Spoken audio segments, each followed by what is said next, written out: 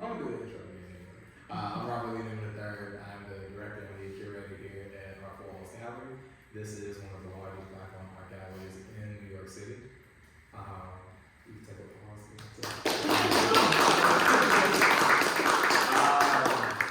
And today you guys are joining us for Artful Assets. This was a brainchild of myself, Anthony, a lot of people that are actually on this panel are repeats. And the idea for me as an artist was really providing a platform and a space for people to understand how to collect art, how to invest. I used to work on Wall Street, so that's always very important to me. And essentially, what are some cool things that we can do with our money outside of putting it in a savings account or buying stocks and bonds and things like that? We believe in financial abundance for everybody. We think that artists need to be supported, we need our financial advisors to be supported, we need our fashion industries, all the different business economies to be supported, but we can't do that unless we give people the initial tools and first steps to take. So the goals for everyone in this room, and I've already seen people working on it, I need everybody to leave out of here with one new connection. I think I do a pretty good job of curating people and mixing and matching to make sure that there's one person in this room that you did not know before you came in with. So get the actual phone number, get the email, follow them on Instagram, take a selfie with them so you know who they are when you leave, and make sure you follow up. We're doing the information today. Step 2 is you guys getting the actual contact, and step 3 is all of us getting rich and famous so we can pay it forward to our communities and the communities that we're most interested in. So with that, I will get out of the way. If you guys have any questions about the artwork throughout today, please stop me and let me know. I know you guys have already been wondering, is the art for sale? Yes, it is. So if you're interested in buying some of this art and investing in your art collection today, definitely make sure you stop me, and I can help to facilitate that entire transaction. So with that being said, I will pass it over to Diamond, our moderator for today, and she will kick us off and go through the conversation. Hello. Well, thank you so much first, before we get started, can we give a round of applause to Mr. Robert Newman, who is Rob is someone who really should be on this panel, but we'll let him be a curator today. He's just built this incredible collective in this space, and we wouldn't be here today without him, so I just want to say thank you, Rob. Alrighty, we'll get started. I am actually going to allow everyone to introduce themselves. I had an introduction for everyone, but I think no one tells their story better than you do. So we're going to get started. I'll start with myself. My name is Naomi Hawkins. I am multifaceted like my name. I do a lot of different things. I'm a tech consultant. I'm an artist myself. I own a beauty and wellness company called Artful Beauty, and we distribute products direct to consumer, and as well our new pivot is getting products into hotels and making them shoppable, because I would like to have great conditioner too. And lotion. I stayed at a hotel today and there was all the things except lotion. You know, just don't do that. So I do a lot of different things. I'm on the board for the Artful Gallery, so coming here today, it's a full circle moment to be able to talk about how do we invest in different classes of things like art, real estate, luxury. A lot of times we think only about the market itself, but we don't think about other areas in our life where we can build actual wealth, not only for ourselves, but generations to come. So hopefully out of this conversation, you'll be able to learn something. The way that I moderate conversations, and since there's so little of us today, which is also so exciting, is that this conversation is not only with us, it's a conversation with you. So if you have a burning question, raise your hand, jump on your seat. Like, maybe we can't get to it right away, maybe we can. Maybe we'll stop and say, like, the energy is flowing and we need to talk about this now, I really need to know. Please ask those questions and don't be afraid, like, this is your home too. So, with that being said, I'm gonna start with Caitlin. Caitlin, tell us a little bit about Nirvana Capital and who you are, what you're doing, and how can we help you get there today. Thank you for the introduction. I'm Caitlin Davis, and I'm the owner of Nirvana Capital Company. So what I do there, I've been in the private lending industry for about 5 years. And private lending is another another branch of financing and mortgages, but specifically for real estate investors.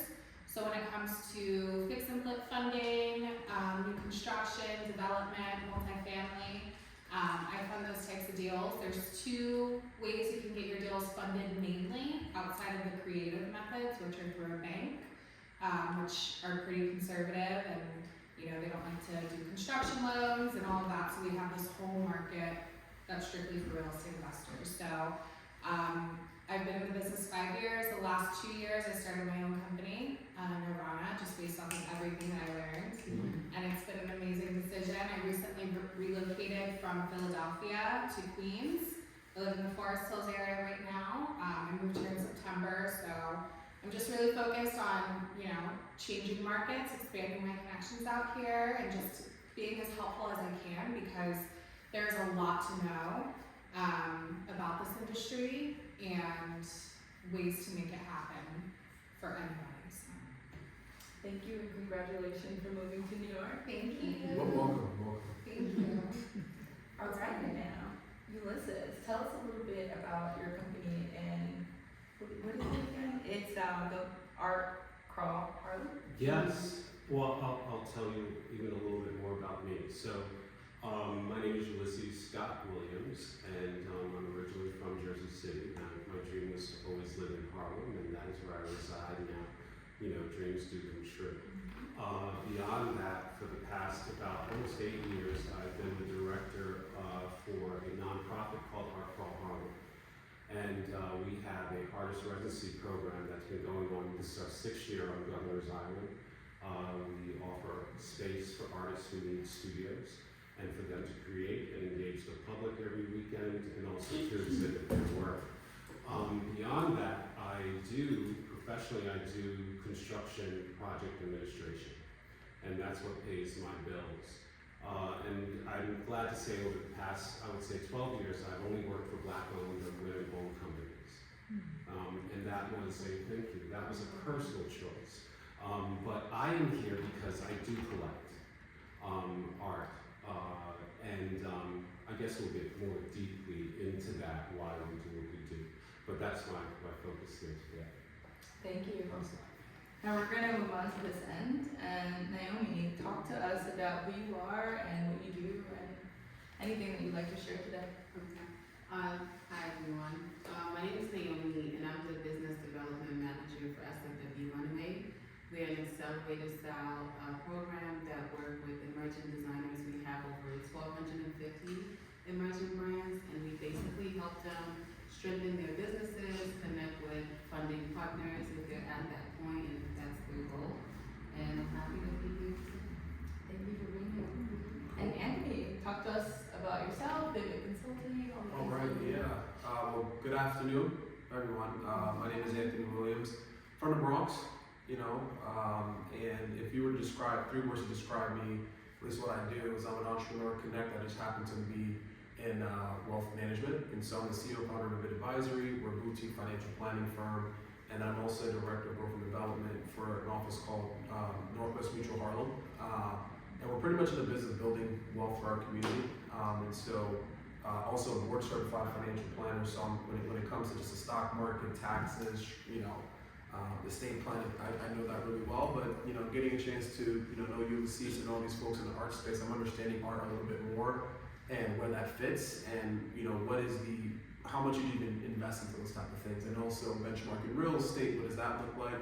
And so I'm really excited to be here. I'm also a Howard alum. Shout out to my HE family. I got a shout out there. But I'm really excited to be here. And in fact, I really love intimate conversations, because I think when I sit on a bunch of panels and I sit in rooms where we have over 100 plus people in the room, I like it this way, because I think the conversation can be much more intentional, much more intimate, and we can get more out of it. So thanks for having me. Yeah, of course. I'm so excited to get started. Alright, let's get into it. Again, if you have any questions that may come off of a question, you got a question now, ask it now before we get started. How much capital does one need to invest in art? Ooh, okay, we'll get to that. Can I pause that? Yeah, you can. Alright.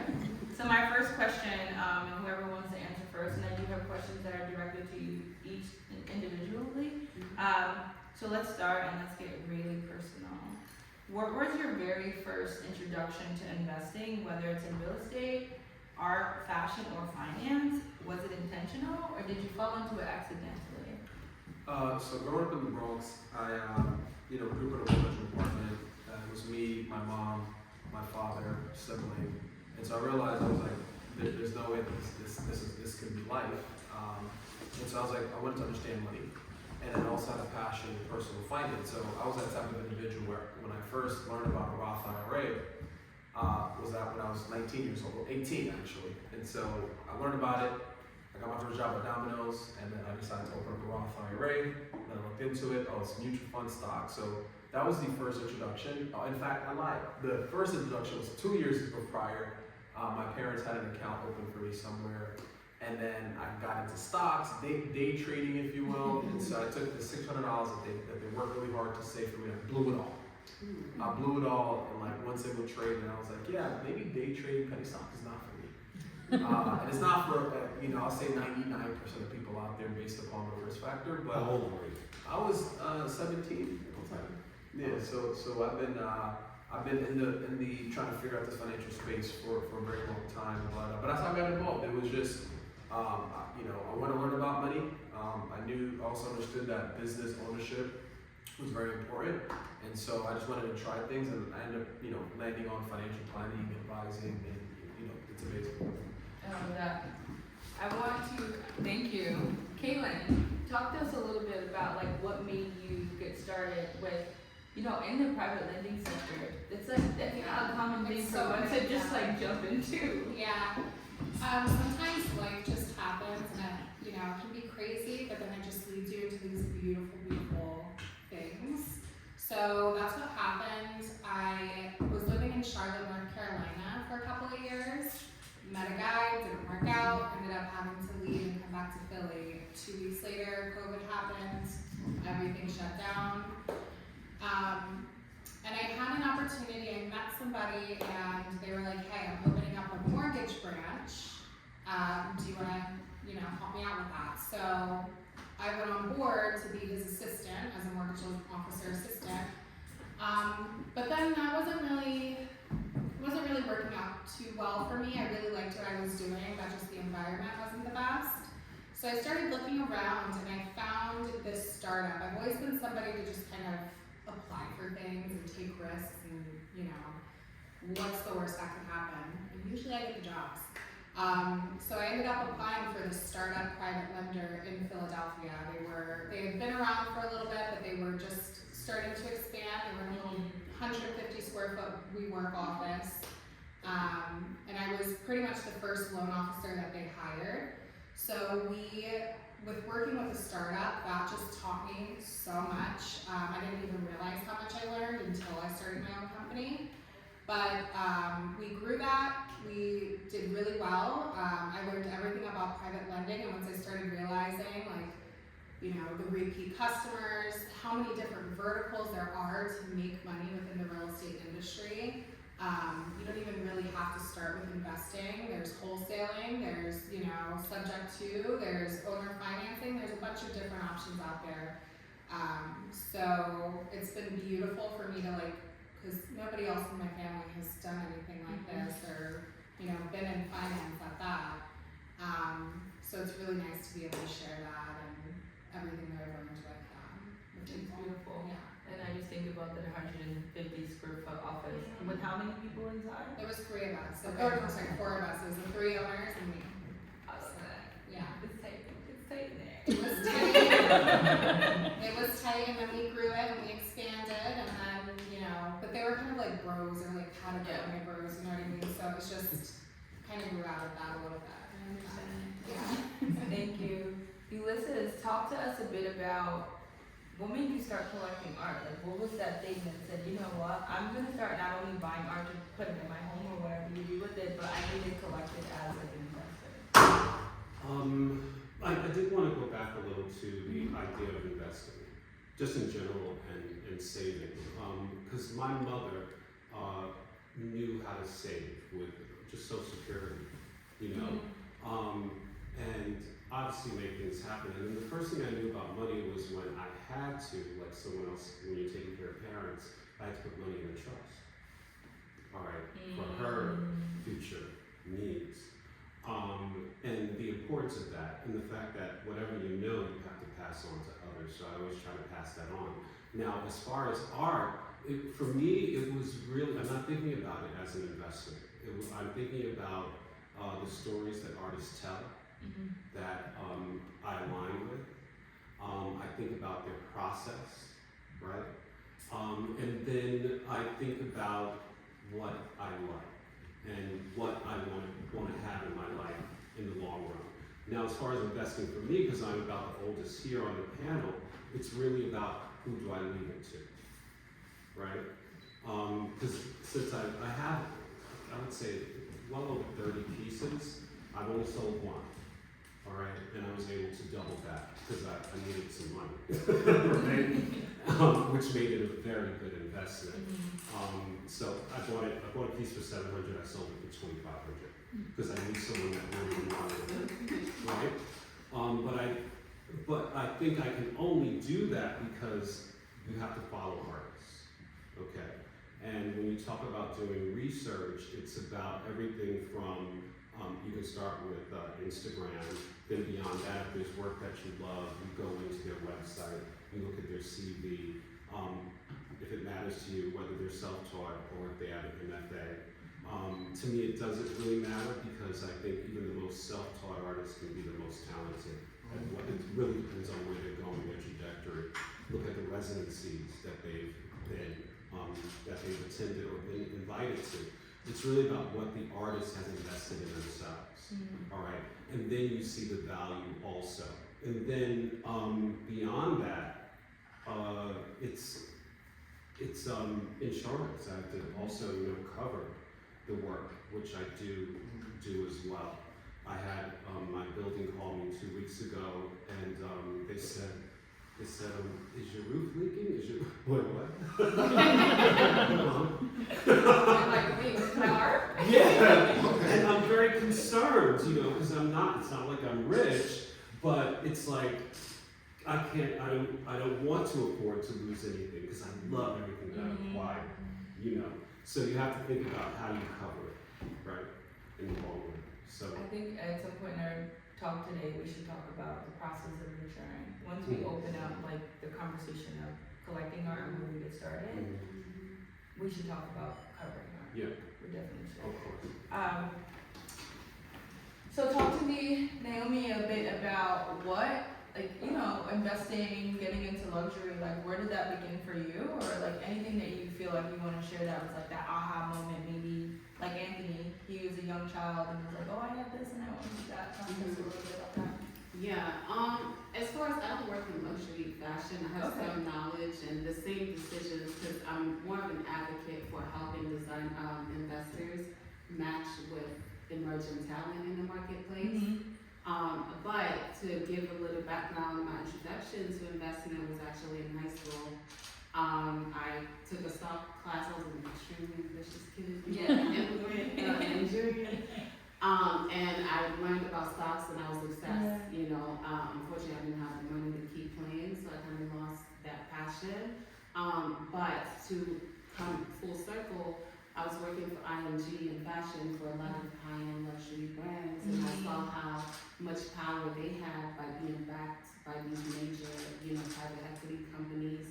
And so to be given this opportunity to advocate for emerging designers who don't always have that, are amazingly talented, they have promising businesses, but they're just missing that financial part, is something. It's a big piece. Yeah, exactly. It's a big piece. Can I add, what types of emerging artists or designers do you work with? Are you focused on a certain region of the diaspora, or certain types of I know, for example, there's platforms that focus on artists from Africa specifically, or designers, which I'm so obsessed with Nigerian designers right now. Is there a certain sector that you focus on? So I work with designers of color in general, but recently I launched a directory called Made in Africa for people who want to do business. If you want to source raw products, raw materials, you can go on there and find incredible people, or you want to manufacture. They have pretty good lead times. You know, their shipping was always a problem before, but now there's a lot of like DHL is a great partner that we work with. So That's awesome. Yeah. Made in Africa. Mm-hmm. You guys are looking to source things from Africa. You should. Make sure you check out Made in Africa. Alrighty. So I do have, the next question is, many people in this room feel like investing in things like real estate, art, and luxury might be out of reach. Is that any of you guys, or before you came today? Yeah, is that one of the reasons why you're here, you want to learn? Okay, I have a question for you guys before we get started. Before coming here, what made you want to come to this conversation today? Is there something that's like, you know what, I've been really thinking about this and I don't have any information about it, so you know I'm going to show up to this panel today and see what I can learn. Who has like that moment that was like, I gotta go to that one? I mean, you came here, so you had to have something. No pressure.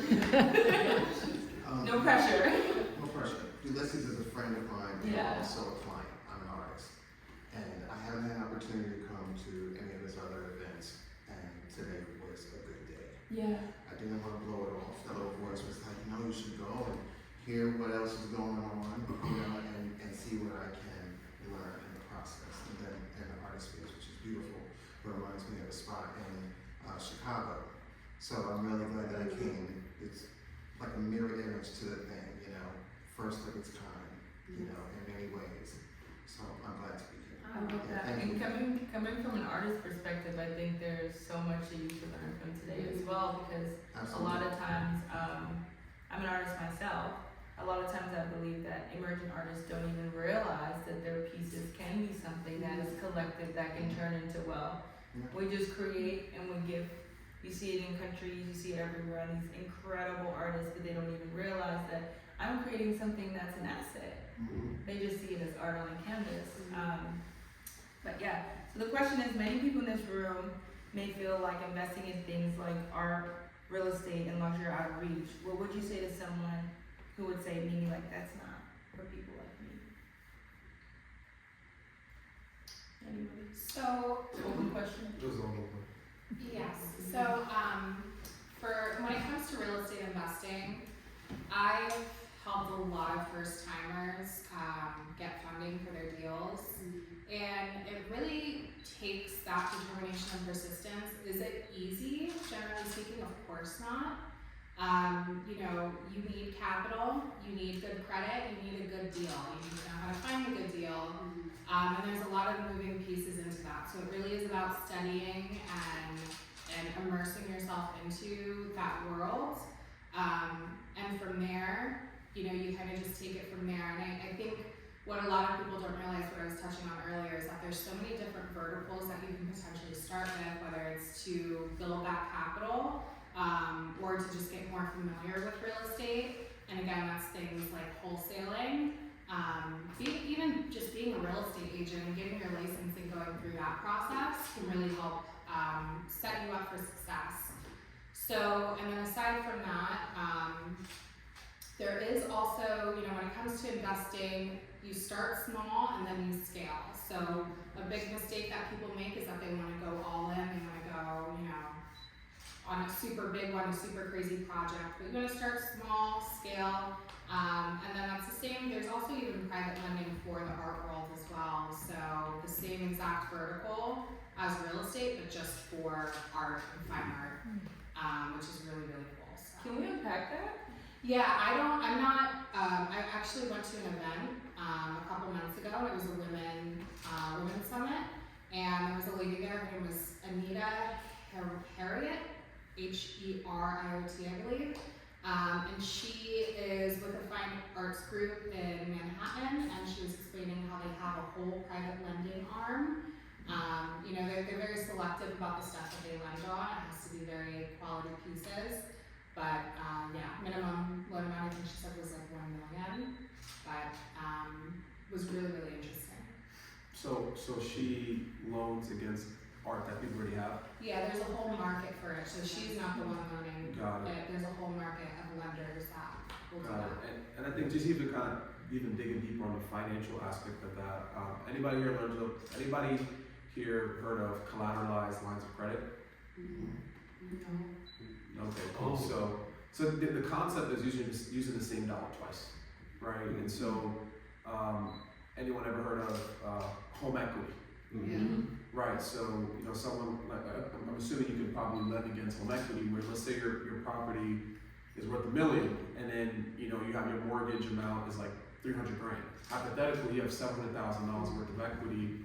You go to a bank, you say, hey bank, I need some cash, and the bank will say, all right, well, put your $700,000 equity up for collateral, and then we'll give you the cash money. We'll charge you a small interest, usually around 6-7% these days, and then you can use that money for whatever you want, right? And so you can actually do this for different assets. You can do this for property. You can do it with an investment account. Usually for investment accounts, you have about $500,000 inside the investment account, and the banks are going to give you 50% of that value. So let's say you have $500,000, 50% of $500,000 is $250,000. You can use that as operating capital for whatever you need. And then if you really want to get fancy with it, if you use it for business, we can make that interest potentially tax deductible. So we have real estate, then we have equities, and then we also have art, right? If I was a bank, depending on who the artist is, you probably can lend on the art, but you can lend it upon the art. But guess what? If you don't pay the money back, they're taking that art right away. They're taking that house right, they're taking that investment right away. So you got to make sure that what you're borrowing against, what are you using it for? And I kind of like the idea of collateralizing things because it allows you to, I would say, go through the deal you're looking at through a fine-tooth comb, where it's like, if I'm borrowing X amount from this asset, how am I going to get my money back? And what's going to be a real return? It wasn't going to be the real return, net after cost, net after interest, so on and so forth. And so, yeah, listen, a lot of our clients, we have clients that are, high net worth. We have clients that are in the very beginning. And so we make sure our clients at the very beginning, we're like, hey, these things you probably want to set up at some point. And, but then it takes time to get there, right? Which goes into how do you get there, but that's a whole separate panel in my opinion. But I just wanted to kind of touch on collateralization, what that looks like, what that means. Does anybody invest in here or looking to invest in real estate? Don't have to. I have a question.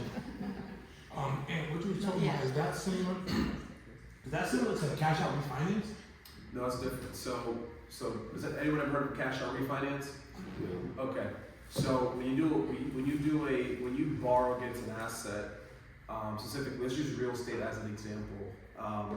You're keeping your mortgage interest. Like you're keeping that same mortgage. So let's say you locked in something, back in 2020 for 2.9, right? You're just borrowing against the equity, and you're probably paying 6%. Now let's say you're like, I don't want to borrow any money. In fact, I want to cash out everything. What you'll do is you do the cash out refinance, or they'll give you the $700,000. Like just using that first example, $1,300,000 mortgage. I'll give you the $700,000. What is that? I'll give you the $700,000. She'll give you the $700,000. So what happened is you'll take out all that cash from the property, then you reset the loan. Now instead of you going from a 3%, now you have like a 6% current interest rate. But now you got the cash up front, and you can use that money to invest and earn a little bit more than 7%. You're pretty much restarting your entire loan. But I'm gonna tell you this: that's how you make money in real estate. So long story short, I live in the Bronx, from the Bronx. I see a lot of real estate developers coming in, building really nice apartment buildings. I live in one of them. But separate story. But nonetheless, the person, they bought the space. They put a total of $50 million into this project. Then they did a cash out refinance of $60 million. So what they did was they pulled $10 million out the property. They said F the neighborhood. That's why I'm kind of mad, and it's a different conversation. But they took the 10 mil out, and they on to the next project. And so What was the value of the property? it was $60 million. They just had to lease out a certain amount of units, and then to satisfy the construction, they got about the deal, and they made $10 million out of thin air. They just have to pay the mortgage, but that's how you kind of create wealth in real estate. A lot of it is in the development space, but it's a lot of risk, takes a lot of time, so on and so forth. But yeah, so that's a cash out refinance. So depending upon your goal, situation, that could make sense, that could not make sense. I honestly would not touch. I would not do a cash out refinance in today's world unless you just don't care. Well, and unless it's on a rental property, on your primary residence, it definitely is a lot more risky. But whenever you purchase your first investment, let's say you find something, you renovate it, and then you're ready to put a tenant in there, we can do a cash out refi. It's a lot less strict than a bank, because we don't require like tax returns or W-2s, we don't look at your income. Right. It's just, you know, you need credit and you need to have a cash flowing property. So the whole idea behind a DSCR, cash out refinance loan, which is debt service coverage ratio, is that your tenant pays the mortgage and you still get additional cash flow on top of it. So that's the security there. You don't really get that whenever it comes to your primary residence. So, you know, you'll get that 70-75% of the value of the property, and then your rent has to just align with it to have a positive cash flow. Learning so much. I do have a question about that, but as far as art, there are some galleries where you can apply for finance for purchasing art. It depends on if the gallery has that. And also online. If you purchase work online, you can pay for it monthly if you would like. Me personally, there's many different ways to enter a market. You can do studio visits. You can go to art shows. You can get to know the artists, right? And I'm very upfront. I can't pay this one time. I need to pay you a couple of times. You hold on to it until I've done my final payment, okay? I like whatever I purchase to legally be mine. That's what I like. And I will do it up to 4 payments, especially if it's kind of out of my budget. Right? You take that You have risk. to make it into your reach. Oh, you do. And you create that relationship with an artist. Because even with Philippe, I met him maybe 3 years ago. And I saw his paintings, but then he just kind of always stayed on my mind, right? And then he brings his portfolio of drawings, which really captivated me.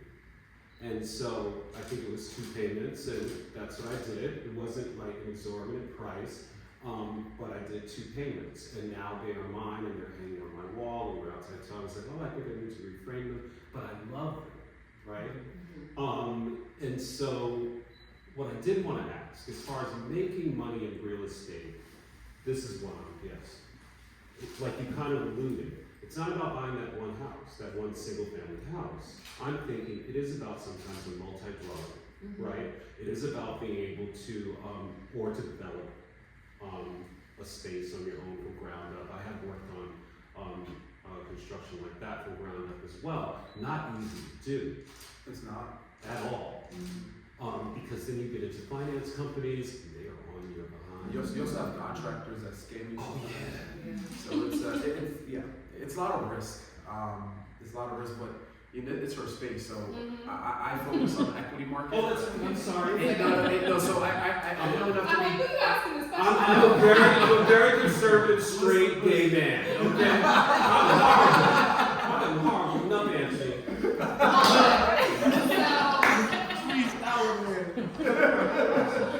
okay. We'll let the crowd settle. So your question was About really making money in the real estate market as a young person, right? Or even as an older person, you know. Yeah. I'm thinking it's not just that single family home. And can you do it as a collective, if anything? I don't know. Yeah, you definitely want to start small. So you want to start with a single family, and you want to get the grip on that. What we will do, like what I would do as your loan officer, what I just did a couple days ago, you know, she's a newer investor. She hasn't executed on her first deal yet, but she wants to do the second. And I'm worried because, you know, the deals that she's sending me, they're not, you know, her numbers are totally off, right? So I just look at the numbers, I look at the market, and I give her, you know, the game plan. If you renovate this is what the after repair value is going to be. Yours is really, you know, exorbitant. But people don't realize, they don't understand how to value their properties. So once you find a good deal and you have somebody like me on your side to help you navigate that, and hopefully an agent as well, but sometimes they don't even know what they're talking about. So you start with a project. Let's say the goal is to flip it, right? You find something, do a cosmetic rehab for like 20-30K, we'd fund that 20-30K. You have to bring in the portion of the purchase price. which for your first deal is usually about 30% down, 25 to 30% down of the purchase price. We fund 100% of construction. And that would be a 12-month term, so you'd either flip the loan after that and get that cash and that capital, which you have to pay capital gains tax on, or you can do the cash out refinance, pull the cash out that way, and use that to purchase another property. And that's how you begin to scale and grow the portfolio. So it's not just this fast thing, you know, you have to make sure your first deal is as solid as possible. Yeah, there's an art to it. Yeah, and you know, when it comes to partners and raising capital, that's important for a lot of people in their first deal, because you typically are gonna need like anywhere from 30 to 50K to get started on a deal, definitely not New York, so that would be like Philly or something of that nature. So grouping together with family and friends is a good idea, but also you need to make sure you have an attorney and all of your ducks are in a row. It's a lot of moving pieces. What I would suggest, so I've been in practice for 10 years, so I've seen so many situations. I see situations that worked out. I see situations that did not work out. When they don't work out, it's one of those. It's like bleeding money in your pocket. So what I would do is, if I want to get started with like a fix and flip, which I think it's a lot of risk just in that, is start with a company or like a team that's been doing it for years. Because although you can have like the Excel spreadsheets and like you have like these numbers, well, things happen all the time. You're like, oh, I didn't expect to come out of an actual pocket of $15,000, and that just eats away at the cash on cash rate of return. And I tell clients all the time, listen, if you're going to do this real estate thing, make sure the cash on cash returns at least 10%. And the reason why I say 10% is because since 1926, the market's averaged 10%. So it's like, hey, would I rather do this fix and flip, earn 10%, headache, a lot of risk, some tax benefits, or would I rather just put my money into the stock market, which is boring, but it's one of those things where it's easy and over time. I literally spoke to a client yesterday. She's like, Anthony, I'm going to do this. I want to buy this property, but I have to clear up my entire investment account. What should I do? And I told her, just kick the can down the road, give it some time, and I encourage her to actually start her own business. Because again, there's so much risk involved in that. But if you want to do the real estate piece, and the way I also advise clients is, I'm going to tell you what I think, my opinions. I'm going to give you the facts. It is your money at the end of the day. I just want you to be aware of the risk. So when you do it, you're not like, oh, I didn't think about this, right? But I definitely suggest, I would definitely suggest doing it with a company or a team or a friend that's done it at least 3 times. I wouldn't be one of the first people to jump in, because then no one knows what they're doing in the beginning. Yeah, and also be careful with the mentor situations too. You know, people are like, oh, they kind of syndicate the funds. But if you don't know them, if you don't have actual references and recommendations, then definitely be careful about that. Don't give your money to anybody you're not 100% certain. Yeah, and ask about the results. Ask them about how many times have you done this. See the results, not ask. See, right? See it. Show me a picture. Show me the bank accounts. Show me tax returns. I need the receipts. Yeah. So with that, I just wanted to just pull us back a little bit, and Naomi, I definitely want to hear from you. I just want to pull us back a little bit, because I've been reading the room, and I'm like, lots of information is happening. You're learning a lot of things, but I just want to take it back to 5 years old. If someone is starting, where do they begin? Like the very first, I don't even know where to begin. I want to invest in a property. I want to invest in art. I'm very overwhelmed by this. How do we give our audience the information of saying like, okay, today's day 1 and I'm going to take a walk home, and maybe I'm really inspired by this, then they can essentially, we're all experts in this thing, so I hear it's like throwing conversations around and I'm watching the overwhelmed faces, but they're learning at the same time. So how do we start grassroots to begin? Today is day 1. Right now I have $10. What can I do? Where do I begin? Perhaps call Anthony for a free financial plan. Right. Or take that $10 and buy a book on how to make one, how to get it. Listen, sorry. Go ahead. You go ahead. No, you go. I'll go. So if you have 10, I mean, just kind of hinting on that $10 example. I was listening to a podcast yesterday, about a 3-hour long podcast, And you talk about wealth, right? So wealth is not necessarily dollars in your bank account. Wealth is a mindset. Yeah.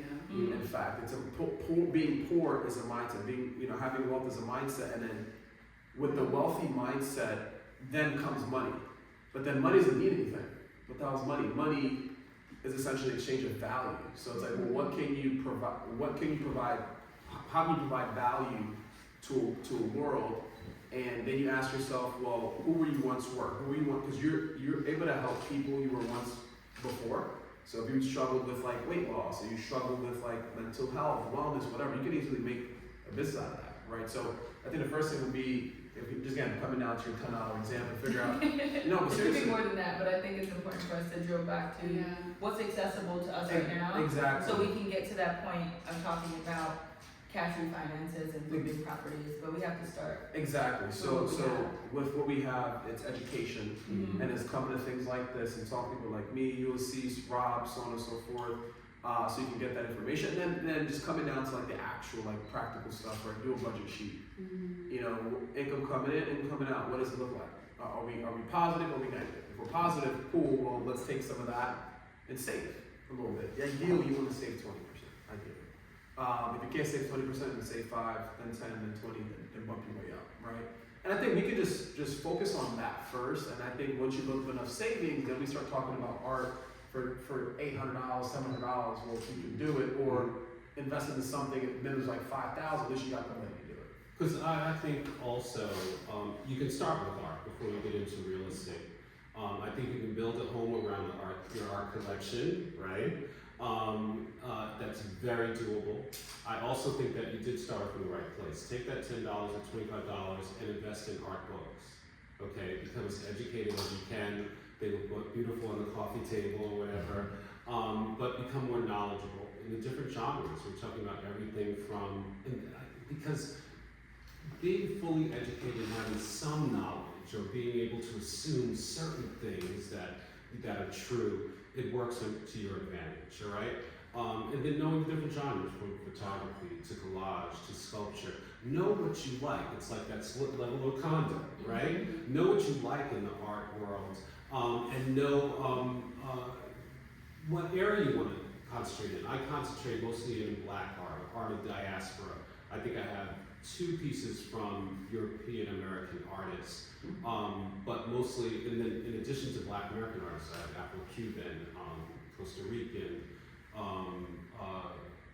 Michael Obele from Lagos, Nigeria, 2 pieces by him, you know. And then, I mean, even today coming here and I'm looking and thinking about, I'm like, whoa, that's all right. There's some value in here. It scares me a little, right? Because it's just what I love. I have another friend who, you already know her, she has over $1 million worth of art in her house, you know, and I'm concerned for her, because you can't let everybody in your house, right? And I say the same thing with my apartment. I can't let everybody up in here, because I want people to really understand, you know, why I do this, and to be able to appreciate it as well, you know.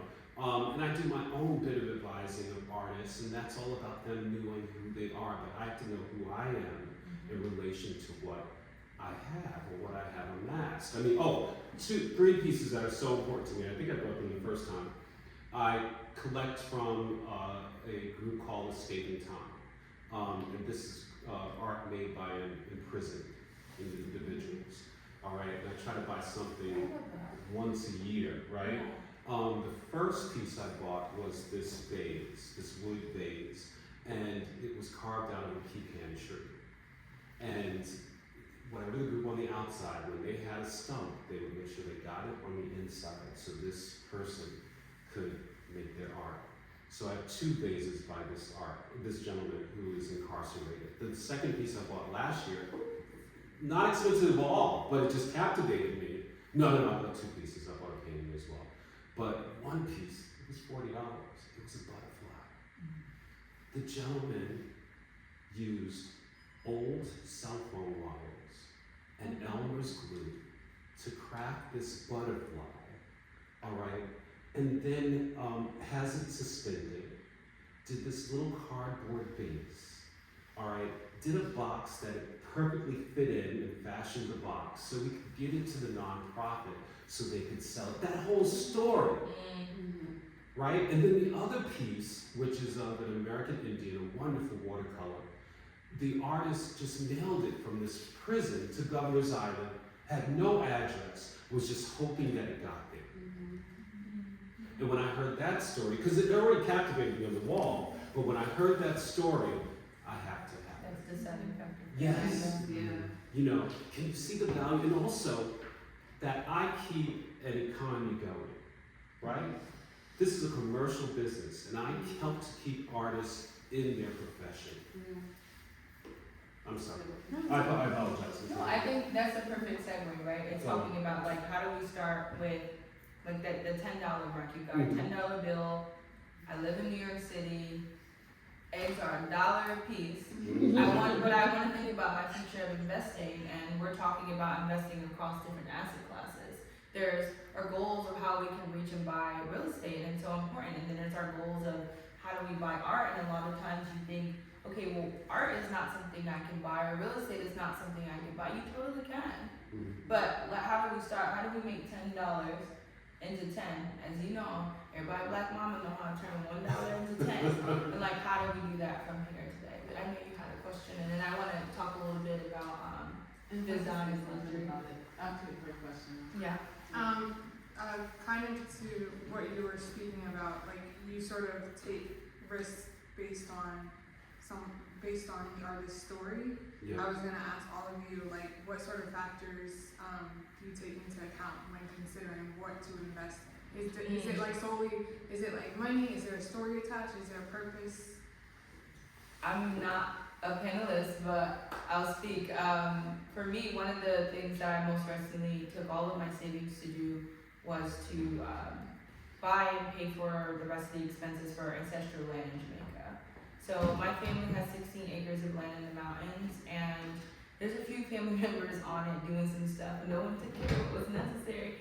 So I took the rest of my savings to buy it. I'm gonna put a wellness retreat on it that's completely shoppable and dedicated to the diaspora, including a place for artists to have a respite so they can go write that Nobel Peace Prize book, or they can make that bestseller, or the next $1 million art piece, and think about how they're going to invest in the new real estate of Jamaica.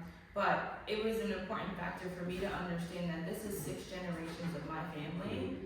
So this is the investment that I'm going to make, and I'm going to take every single dollar that I have. I didn't understand. Okay, maybe I should invest it here, go through fine. I didn't know. All I knew is that like I saved a couple $100,000 because I work in tech, and I purchased the rest of this land and what needed to be done. So for me, it was more about 3 generations of farmers who had this land and I didn't want it captured, and it's the story of what came before me and the story I'm going to create after me and what legacy I'm going to leave. So my goal is that another 600-700 years after I am, this place is here and it feeds those who are after me. It's not so much about who I am, but who am I leaving it to. So that's like my contribution of like why I need that investment. Now to figure out how do I finance to get this building built. And I don't even know how much it's gonna cost because I want to build it with earth materials. So we're figuring that part out now. Yeah, I want to build it with like cob, which is like, if you're familiar, sand, dirt, straw, clay, and those things, and like rammed earth, where no cement.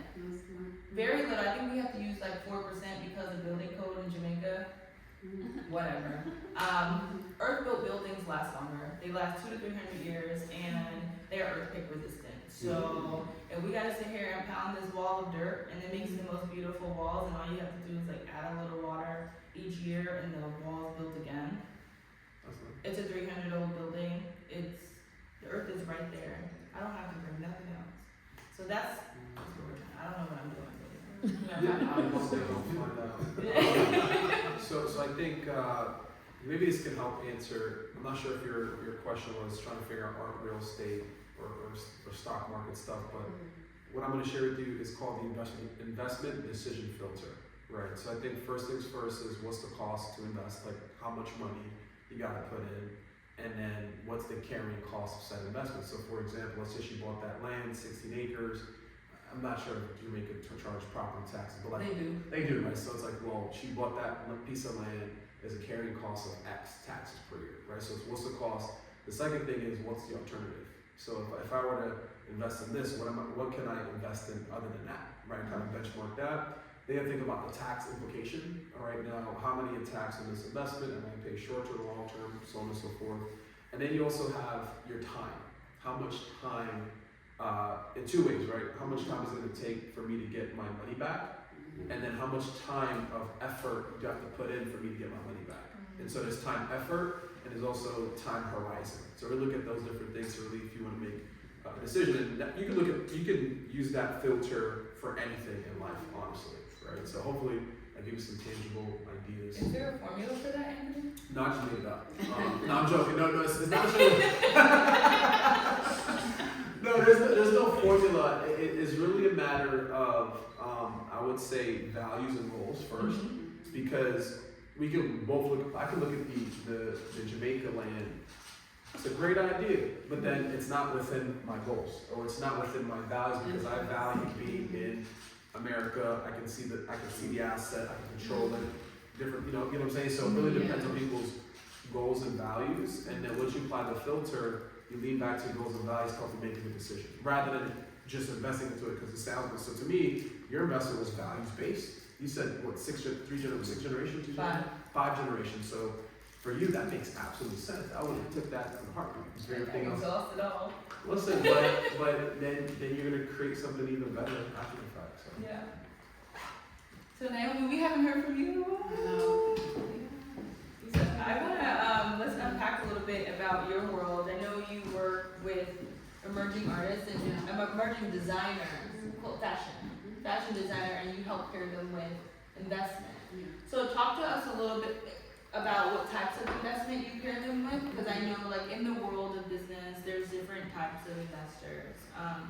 Can you unpack a little bit about your work and what that looks like, so then we can unpack a little bit more to understand like how can we invest in these emerging designers, how can we invest in pieces that they create, and like maybe how do we even invest in a company like yours that matches the artists that look like us that need to grow.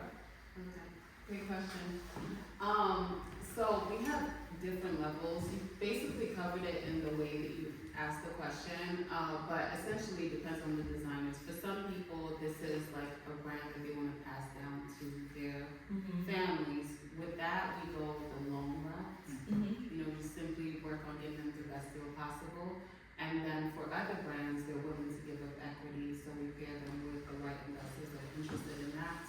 I was going to say earlier, for some designers, you know, and to touch on your question as well, it's really identifying passion. That's like my main lead when I'm deciding who to invest my time with, because when I first started, these designers, you know, I was simply passion driven. They're amazing, talented, but they don't have money, right? So the only thing they could offer me is equity in their brand, essentially.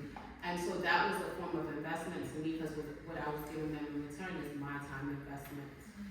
As far as being able to work with us, you know, you can email me at partners@sfwrunway.com, and I'll send you a couple of the deals that we have open, and you can decide what's a fit for you. I was going to ask you, what industry were you interested in investing in? Yeah, I saw you raise your hand. Oh, she asked if we were investing, but just the stock market. Stock market. Yeah. Oh my gosh. But yeah, I hope that answers your question. What's the minimum? You handle people's investments or no? minimum. There's no So the reason why do I say that? So the industry that I'm in definitely is a barrier for certain people. So I decided to go to a firm where there's no minimum to work with somebody, right? And so we have clients that, when I first started, I work with anybody and everybody. You know, if you have a pulse, I'll talk to you. Now we're at a point we've grown to a level where I not enough time in the day to help out as many people as possible. But the way I've designed it is we open the office in Harlem, right? And it's one of those things where folks that are up and coming, I pair them with folks that are up and coming as well. Because the way the industry is set up too is like you have to have at least $500,000 or more just to even like get a service or someone looks at you, or you have to have at least $1 million or $2 million. And so I changed my model set up where if you want full on financial planning, I'll charge you a fee. If you can afford the fee, we got you. You know what I'm saying? But you don't have to have the $500,000, $1 million, or whatever. In fact, we're gonna coach you so you can get to that net worth as soon as possible, right? So we have that model. If someone wants to actually have a plan in place and work with someone consistently, or if we're gonna buy a product, well, we'll help you set up a product, whether that's an insurance product and or investment product, and then some accounts have like a $0 minimum, right? So I chose this model because it was anyone can get access. Like in fact, I got into the business because someone was speaking to my father, and they had no business speaking to my father. No business, but my father got an insurance plan for us. I was able to get. Your dad's in the business as well. No, he's not. He's not in the Oh, business. No, okay. someone was speaking to my dad, and an advisor reached out with a similar business Okay. model, spoke to him, educated him, and then I got involved, and then that's where I got my first life insurance when I was 19. That's when I started my internship, etc. Because there was no barriers, if you will. No, because after I saw you in January, I was like, I called someone, I think I told two people, I was like, I think I want to give Anthony some money to invest with me. I ain't get the call yet, sir. You did, because I'm like, what's the minimum? So, you ain't calling it. So this is an opportunity, that right? I'm looking at it as an opportunity, right? And that's how it occurs. You know, things stay on your mind and then you follow through with them. Yeah. All right, okay. No, Naomi, I wanted to unpack a little bit some more. I know, is there a minimum for someone to invest in one of these founders or designers? Yeah, Because I know like some companies make you be like an accredited investor. You gotta make like $200K over 3 years or something like that. No. Okay. But different designers are looking for, you know, different amounts. They may have a purchase order that they just need to fund. They need to be $1,000 where if in the case of them giving equity, then of course they're looking for like 100,000 or more. We also crowdsource, you know. Do an SPV, special purpose vehicle. It doesn't sound like she's with the SEC raising. No. She's unregulated. They do whatever the hell y'all want. Which is fine. No, But I think that's helpful, right? Because the average person, again, if we're thinking about investing into businesses, I mean, the stock market is a little bit more approachable. I mean, these days I wouldn't advise, but I mean, he would advise more than me. I'm not a professional here. I study operations and art. But people can invest on things like Cash App. It's more approachable. So when you think about investing into fashion, you think like maybe I have to be in private equity, maybe I have to be with a fund. The average person doesn't know that they can lend for a purchase order for a couple $1,000. What types of returns do people make with investing into the designers that you work with? It varies. Well, I consider the deals that we put are to be low risk, especially in the case of like the purchase order, because you know the money's gonna come in the next season. So when it comes to fashion, it's broken down into 3 seasons. So usually you have to wait a couple months to see at least 100% return. So give us an example. Let's say you have an artist on there or a designer. They already got 1,000 units that need to be sold. Y'all find the money or have the money to fulfill those orders. Yeah. And then, Because retailers don't pay until after. Yeah. Do you guys do it on like a loan to value model where it's like the designer has to have their piece of equity in the deal, or do you guys typically, can you figure out how to fund the whole thing? We figure out how to fund the whole thing. I have so many questions on that for you. Yeah, it's something that when I always think about investing in luxury, from my knowledge as it stands today, I think about buying pieces and they increase in value over time. But I will always love to figure out how could I put money behind a designer or become a designer myself. I want to be close for tall women specifically. Investing in luxury in that way is never going to go out of style. So I don't want to speak on like buying Hermes bags, and it's just not something I can speak to that because I don't know enough. But like even companies like Nike and Adidas, they're not luxury brands, but if you know enough about that stock or buying stuff at retail value for $100 where you don't wear it for 5 years, so it'll increase in value, so. It's really cool. So, That's really cool. Wait, I've learned so much from you all so far. So I want to open it up to the office. I want to open it up to the audience because I think there's so much knowledge that is on this panel here, and I want to make sure you guys get something valuable as you walk away today. Do you have any burning questions? Are you confused about anything? And like, what more can we unpack for you? my initial question, Your initial question: how much money do you need to get started in art? yes, how much capital does one need? It depends on where you're at, it's a matter of, like I said, doing your research, right?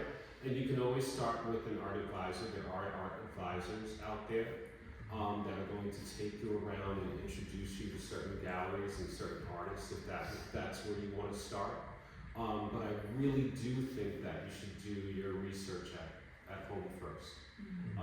Know what you like and buy at a certain level first. And then it depends on, like I said, when we first met, how deep your pockets are. Because art can be very tricky. During COVID and the Black Lives Matter movement, a lot of the industry and museums and galleries opened up to Black folks and Black artists, if that is your concentration. Some of those pieces have lowered in value, all right, since then. So you want to be very smart, right? So therefore, there's importance in artist renderings, right? How they plan out their work. You'll be very lucky am I true? True or not? You'll be very lucky when you can find artists that might be notable who are selling sketches, or renderings. You might be able to find that at certain art shows.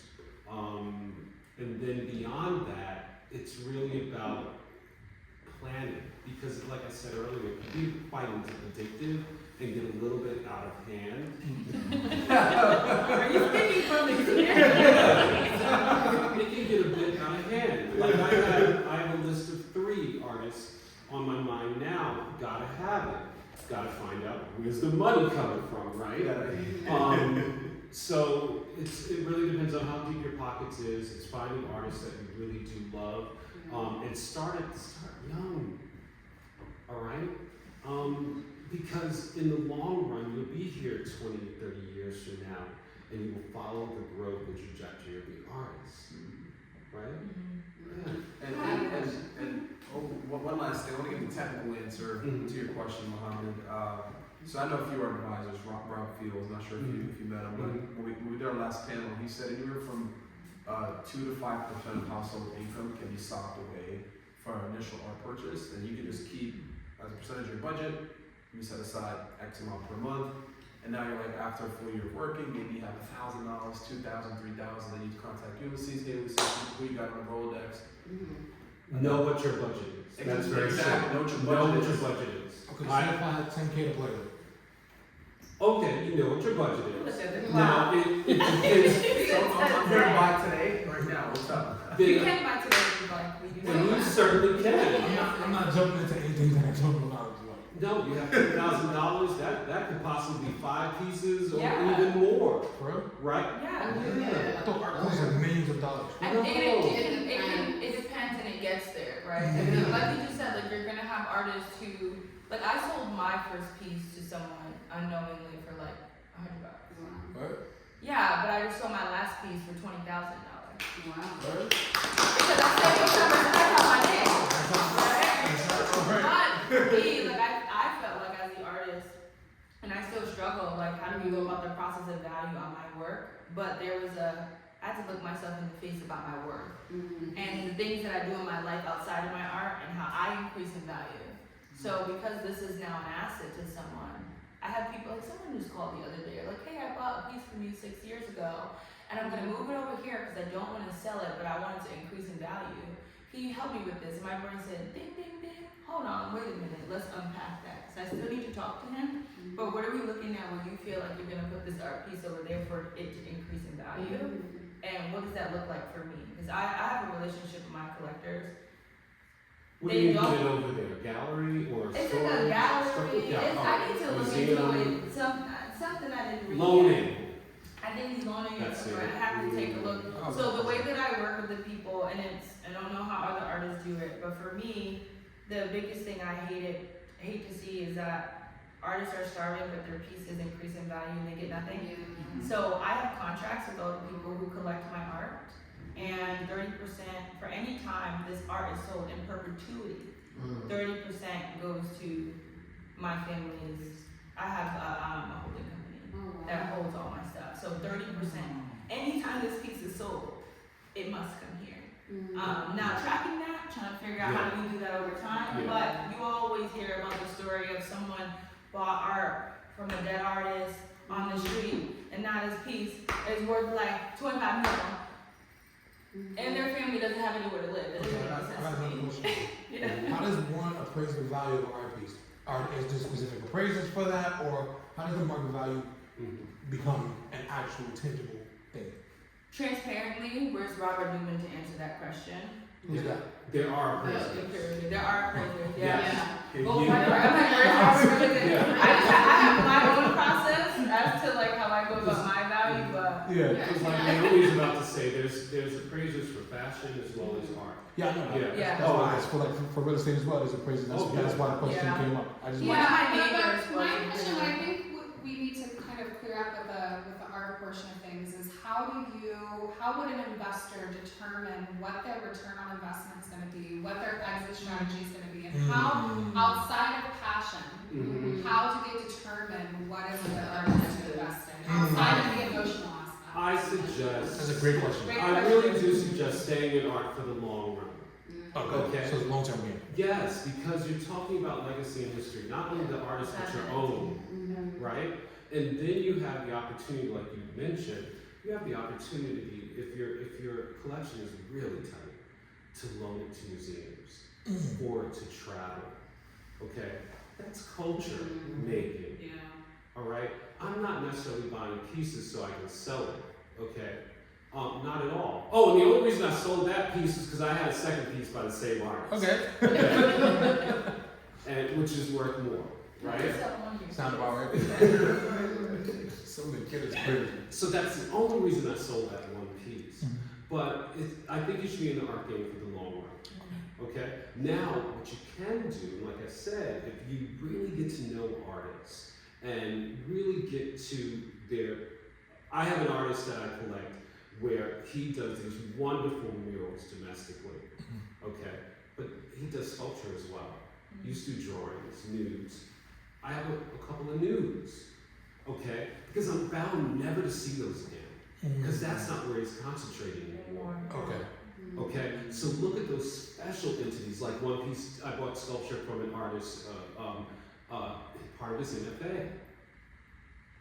He's not going to do that again, right? He's gone on to other series of work. So I also buy right at the beginning.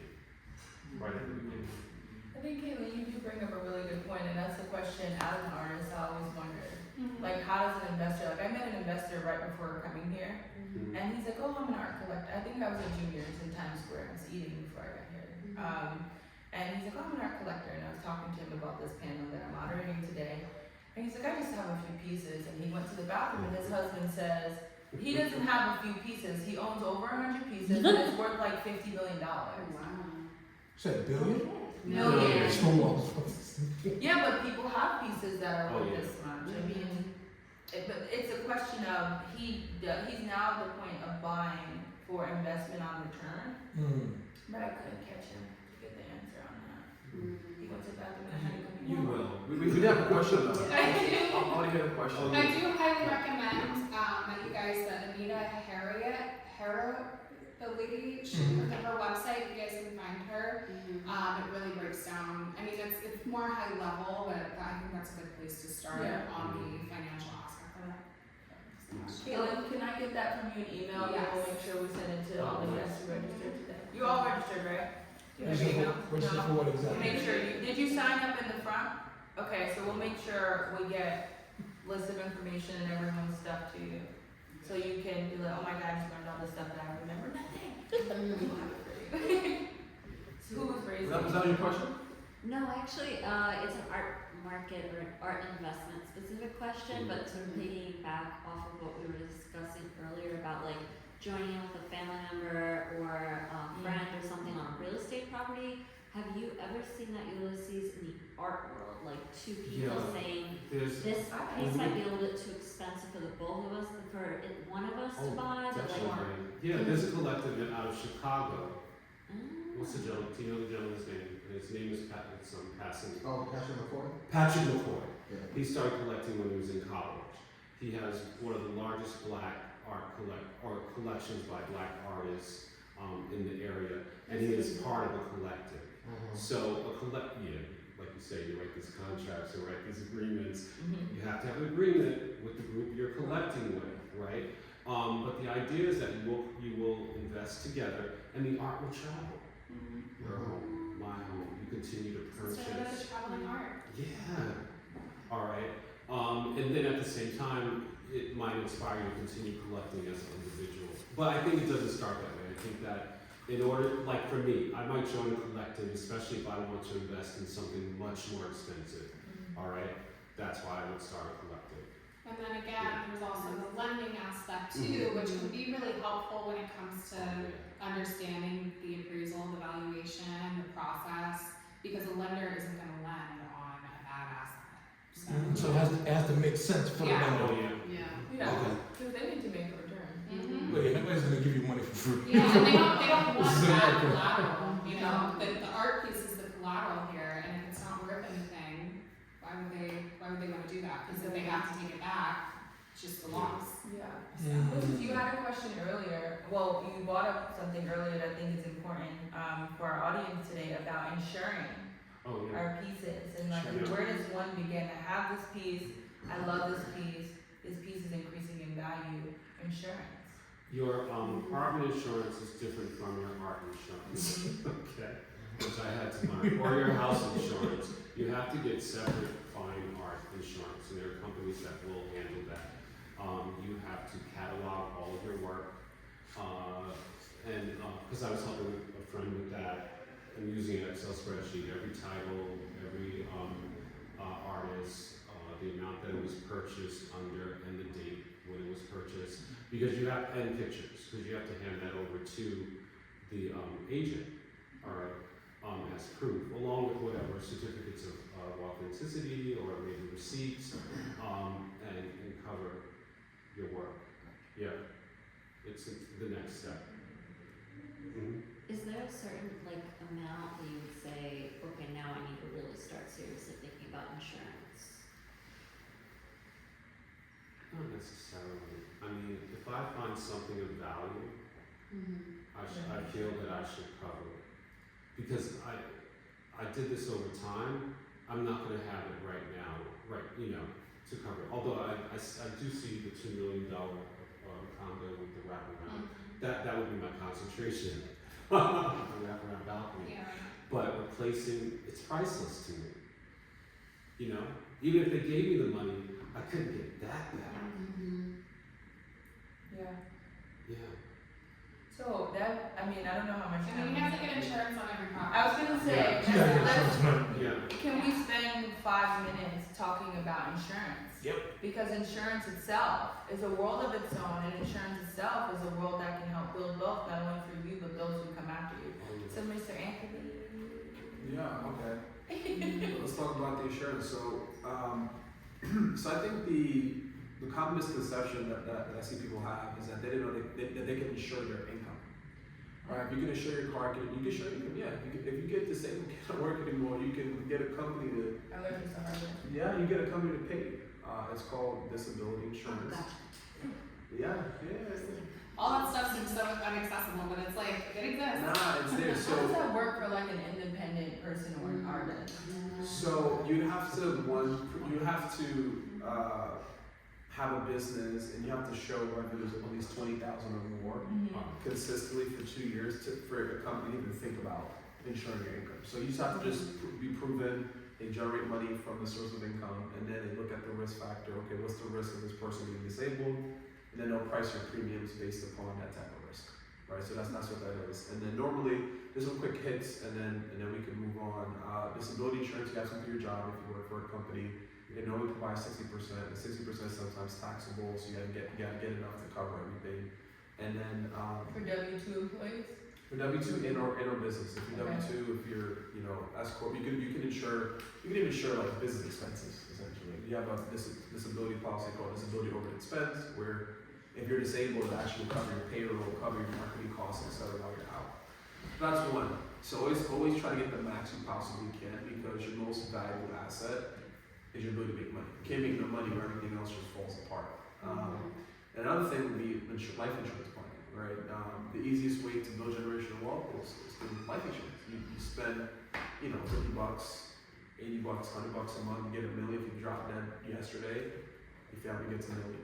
It can also help with estate planning, and then if you care about giving to charities and or institutions, you can even donate a portion of those proceeds to that institution or charity you care about. You know what I'm saying? So we have disability, life, health insurance. You should have that through your job. If you have it through your job, you get it through the public marketplace in the city. And then you have liability insurance. And this is a different type of insurance. Where let's say you own this beautiful home, and let's say Ulyssess decides to come to my house, and you see how much of a nice house I got. And then he decides to slip, fall, break his arm. He's like, hey, this motherfucker got Richard Hardy. I'm gonna sue him for $3 million, as an example, right? And the court finds me to be negligent. It's true. Yeah. I have an uncle who did it to his brother. Well, two brothers. Oh yeah, fell at We have the his same brother's house. house. You're not coming to my house. Fell at his brother's house and sued him. Go on. Tell the Yeah, story. so what happens is, let's say if you're found liable, you're now on the hook for $3 million. Your homeowner's insurance policy is probably going to cover up to, let's say, $1 million. They say, hey, we got you for the $1 million, other two, you have to figure that out. And liability policy is essentially designed to actually absorb the other $2 million.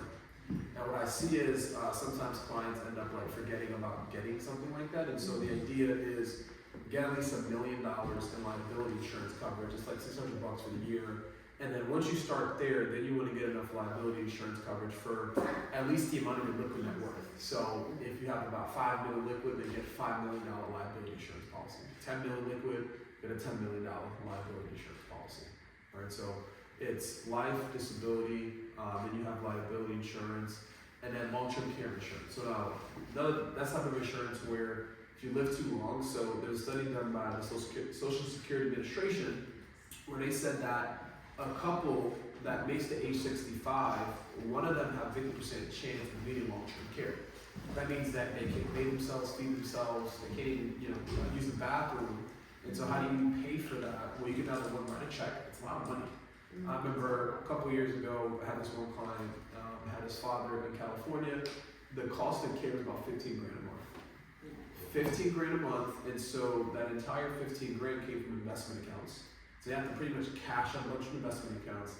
They had to put the property that was worth, a couple $100,000 up for collateral and sell it to be able to pay for that care. So guess what happened? That person just spent the last 80 plus years of their lives accumulating wealth to then have it all dissipate just due to the long-term care. So you can buy a long-term care policy, but it's probably worth having a conversation with a Medicaid attorney, a financial planner, to make sure that, okay, how do we do it? Do we put these assets in an irrevocable trust? Do we buy this? Do we buy that? So those are just the main insurances that I typically see people kind of mess up on, where they've done it and they haven't reviewed it in years, or they got the wrong type and not enough coverage. And then back to Rob. Yeah.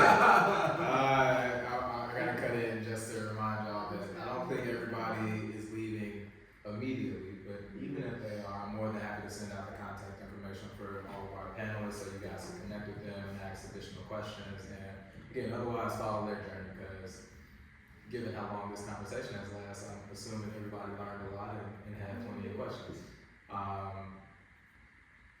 But we did have to transition pretty soon. So thank y'all again for sticking with us. I know a few people had to leave, but thanking them virtually in spirit. And before we leave, if we can just go down the line real quick, where can we find y'all? Where can we learn more about what y'all do and platforms? So my website, my company is called Nirvana Capital Co. Co. My website is nirvanacapitalco.com. My Instagram is Katie Lou, CAITY.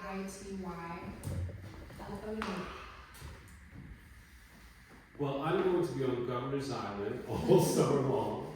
You guys can come out to our artist residency house on Colonel's Row from Saturday through Sunday. You can meet all the artists in residence from May through October. And we will have some exhibits and receptions, about 3 this year. That's your art crawl, right? Art Crawl Harlem. Oh, okay. I look forward to seeing you there. Yeah, I'll be there. Wonderful. Beyond that, I am working on a stage production based on a film, the only film in existence where you only see a black actor throughout the entire feature, which I'm looking forward to, which I'm working on currently. Yeah. Hi guys, I'm Diamond again, and thank you so much for being here today. I hope we learned a ton. You can find me on Instagram and all platforms, Diamond Hawkins _ or LinkedIn. Diamond Hawkins. Type in Diamond Hawkins MBA, and that might come up on LinkedIn. And then my company is called PoplosBeauty.com, and we are relaunching in June. So hope you Spell that for us. Poplos Beauty, POTHOS Beauty, BEAUTY. We are relaunching in June, so hopefully your next hotel stay has inclusive beauty products in the rooms. I'm excited about that. And we really do need that. That's like, seriously. No, it's really a problem. Yeah, It's it like is. a no-brainer. Mm-hmm. I got tired of it. Mm-hmm. Like enough is I had to wash my hair last night. It was a struggle. Yeah. I had to go to CVS. Right, I mean, water and is just zero saving. Yeah. It's really a problem, and I'm tired of being ashy in public. Anthony, where can we find you? A very basic name, so it's Anthony Williams. So if you look for me on LinkedIn, just do Anthony Williams, Vivid Advisory. You'll find me there. You probably hear from me like every day, just so you know. So I'm gonna put a lot of content out, and then yeah, they don't have to give me the badge. And then I'm on Instagram. It's visionary.ant. That's it. You can find me there. You can find me. Again, you might see me all the time on there too if you like my stuff. But yeah, that's where you can find me. Okay. For me, you can connect with us at SFW Runway. We actually have an Earth Day event coming up April 24th, where we'll be showcasing designers that integrate tech into their designs and are sustainable. And then during Fashion Week, we do a huge thing too. So SFW Runway on Instagram, SFWRunway.com is the website, and partners at SFW Runway. So yeah. Awesome. Thank you. Thank you.